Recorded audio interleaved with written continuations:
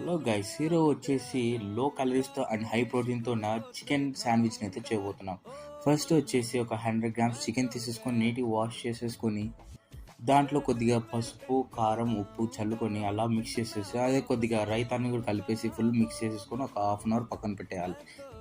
Next వచ్చేసి tomato, onion, కొత్తిమీర పక్కన పెట్టుకోవాలి. అలాగే వచ్చేసి ఈ సాస్ని దాంట్లో మిక్స్ చేసేసి నెక్స్ట్ అయితే ఒక ప్యాన్ పెట్టుకొని అది హీట్ ఎక్కాక ఈ చికెన్ పీసెస్ దాని మీద వేసేసి గోల్డెన్ బ్రౌన్ కలర్లో వచ్చేంత వరకు ఫ్రై చేసుకోవాలి.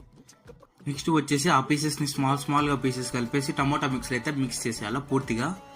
నెక్స్ట్ ఆ బ్రెడ్ మీద అయితే బ్రెడ్ పీసెస్ మీద పెట్టుకొని అలాగ ఒక ప్యాన్ వెలిగించి దాని మీద కొద్దిగా నెయ్యి వేసి దాన్ని రెండు పక్కల ఈ బ్రెడ్ని పూర్తిగా కాల్చుకొని బ్రౌన్ కలర్లో వచ్చేంత వరకు పూర్తి కాలిస్తే మన యొక్క బ్రెడ్ శాండ్విచ్ అయితే రెడీ.